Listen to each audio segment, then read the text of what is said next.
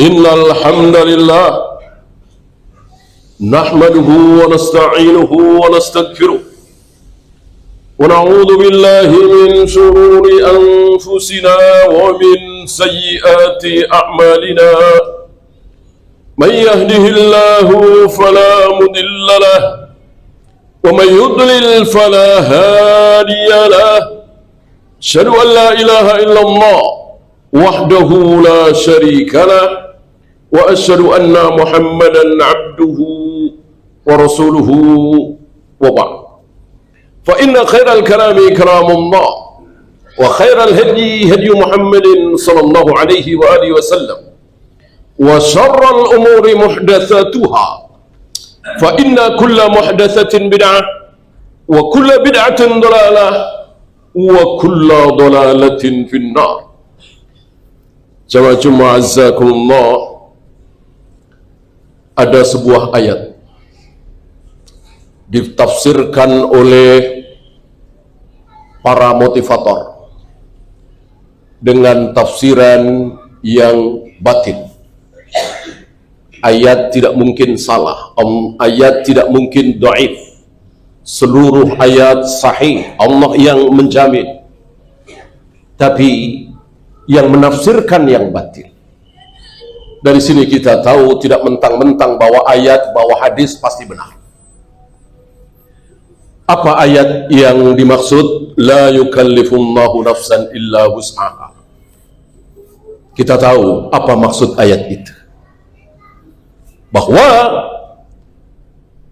ketika kita tidak mampu sholat sambil berdiri, maka boleh duduk, boleh berbaring, dan seterusnya. Ketika kita tidak mampu untuk berpuasa karena sakit, tidak usah puasa Ramadan. Itu maksud ayat itu bagi kita yang belajar sunnah, belajar manhaj. Tapi ayat itu sering ditafsirkan dengan keliru. Apa? Kalau Allah tahu saya diuji dengan jabatan, saya nggak sanggup, tidak mungkin Allah akan menguji saya dengan jabatan. Kalau Allah tahu saya diuji dengan wanita, saya nggak sanggup, maka Allah tidak menguji saya dengan wanita. Kalau Allah tahu saya diuji dengan kekayaan, nggak sanggup, maka Allah tidak akan menguji saya dengan kekayaan. Betulkah? Betulkah? Salah besar. Kalau begitu caranya, nggak ada orang berdosa. Orang nggak akan diuji dengan ujian yang dia tidak mampu. Ya minimal kaum muslimin. Nggak ada kaum muslimin yang berzina, nggak ada kaum muslimin yang minum khamar, yang berjudi, yang ninggalin sholat, yang korupsi, nggak ada. Karena pasti kuat ketika diuji dengan jabatan, kekayaan, dan seterusnya. Ini batil sebatil-batilnya. Ribuan kali, bahkan jutaan kali Allah menguji seseorang di luar kesanggupannya. Apakah saudara-saudara kita yang sekarang mendekam di penjara karena korupsi, para gubernur, para menteri, waktu masih jadi pejabat rendahan, rajin sholat, rajin ke masjid, Allah belum tahu kalau dia nggak akan sanggup diuji dengan jabatan? Kalau belum tahu, tentu bukan Allah. Allah maha tahu. Tidak ada yang tidak diketahui oleh Allah. Allah tahu si fulan ini kalau aku uji dengan jabatan nggak bakalan sanggup, pasti korupsi. Tapi Allah tidak peduli, Allah uji juga. Kenapa? Karena salah satu sifat Allah adalah yaf'alu ma yasha' wa yaf'alu ma yurid. Melakukan apapun yang Allah kehendaki. Ya iblis, apa Allah belum tahu kalau iblis aku suruh sujud ke Adam nggak bakalan sanggup, nggak bakalan kuat? Tentu Allah maha tahu. Sebelum Allah menciptakan Adam, sebelum Allah menciptakan iblis, sebelum Allah menyuruh iblis untuk sujud kepada Adam, tentu Allah sudah tahu. Dan Allah tidak peduli. Di sini jangan gegabah.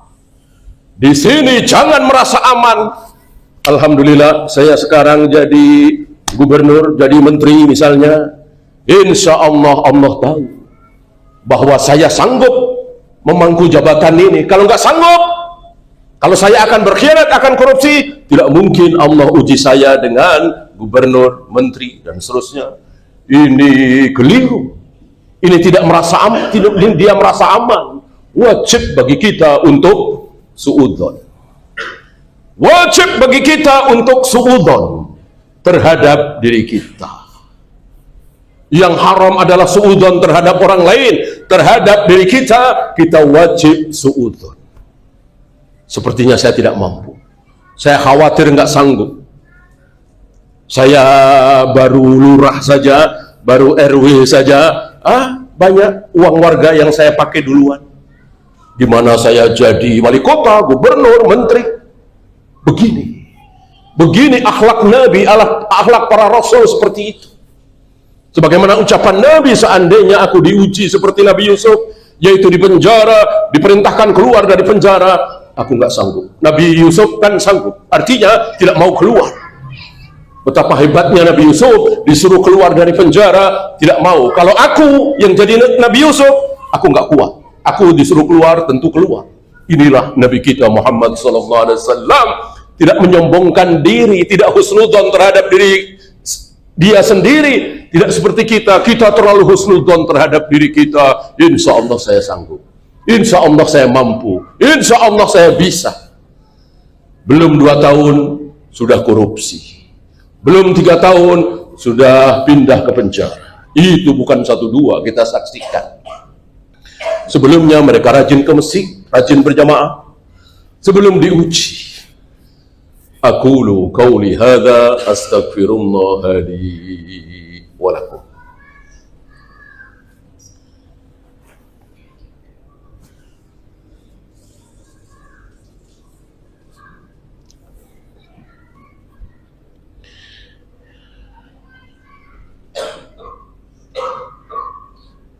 Alhamdulillah hamdan katsiran thayyiban mubarakan fih kama yuhibbu rabbuna wa yarda. Asyhadu an la ilaha illallah wahdahu la syarika lah wa asyhadu anna Muhammadan abduhu wa rasuluhu wa ba'd. Ayuhal ikhwan, terusan ayat tadi ada kalimat Rabbana wa la tuhammilna ma la taqata lana bih. Ya Rabb, ya Allah, jangan timpakan kami ujian yang kami tidak sanggup memikulnya. Lihat, kalau kesimpulan para motivator tadi benar, berarti doa ini sia-sia. Karena nggak mungkin Allah akan menguji kehidupan manusia dengan ujian yang manusia itu nggak sanggup. Kenapa ada doa seperti ini? Doa yang sia-sia haram kita panjatkan. Doa yang sia-sia tidak boleh kita ucapkan. Ya Allah, ampunilah dosa-dosa Sri Paus misalnya. Bolehkah kita mengucapkan doa ini? Tidak boleh, haram, ini sia-sia. Orang yang kafir akan kekal di neraka selama-lamanya, nggak mungkin diampuni. Maka terhadap Abu Thalib saja Rasulullah haram memintakan ampun. Begitu pula Nabi Ibrahim terhadap ayahnya, karena sia-sia. Maka doa tadi tidak sia-sia.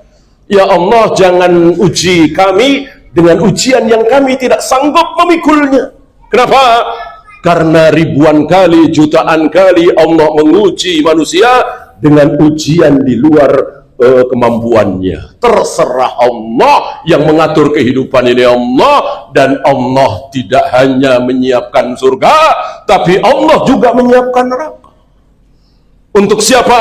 Untuk hamba-hambaku yang bermaksiat. Dan harus ada. Mana yang lebih dulu Allah ciptakan, surga, neraka, apa manusia? Surga dan neraka. Maka sebelum manusia diciptakan, Allah sudah berencana harus ada manusia yang masuk neraka. Di sini kita tidak boleh merasa aman. Salah faham dengan Allah Ar-Rahman, Ar-Rahim, At-Tawwab. Jangan lupa, Allah syadidul iqab, syadidul adab, yaf'alu ma yurid. Allah melakukan apapun yang Allah kehendaki. Maka jangan pernah merasa aman. Maka berdoalah, memohonlah, merengeklah, terus jangan pernah merasa aman. Siapa manusia yang paling tidak merasa aman dari neraka, dari azab Allah? para nabi, para rasul. Antum tahu siapa manusia yang merasa aman dari azab Allah? Orang-orang seperti Abu Jahal, Abu Lahab, Fir'aun. Nabi, jangankan gempa, banjir, baru gelap. Sering kita menyaksikan langit gelap, kita nggak ada takut-takut. Nabi langsung ketakutan, langsung terbayang kaum Ad, kaum Samud di negeri Aika, umatnya Nabi Lut, umatnya Nabi Nuh, ketakutan. Lalu beliau berdoa supaya tidak diazab sebagaimana umat-umat terdahulu. Itu Nabi kita, tidak merasa aman. Hari ini kita merasa aman. Siapa orang-orang yang merasa aman itu? Orang-orang kafir. Jangankan cuman gelap, jangankan cuman banjir, itu langit mau runtuh. Langit mau runtuh, tentu mati semua. Detik-detik langit mau runtuh. Apa mereka bilang? Sahabum markum. Oh, itu awan, cuman awan bertumpuk-tumpuk. Inilah orang-orang kafir, ahli maksiat, gak ada takut-takutnya kepada Allah. Berbeda dengan para nabi, para rasul. Allahumma salli ala Muhammad wa ala ali Muhammad kama sallaita ala Ibrahim wa ala ali Ibrahim innaka Hamidum Majid. Allahumma ighfiril muslimina wal muslimat wal mu'minina wal mu'minat al ahya'i minhum wal amwat. Rabbana la tuzigh qulubana ba'da idh hadaytana وهب لنا من لدنك رحمة إنك أنت الوهاب ربنا آتنا في الدنيا حسنة وفي الآخرة حسنة وقنا عذاب النار. قيموا الصلاة.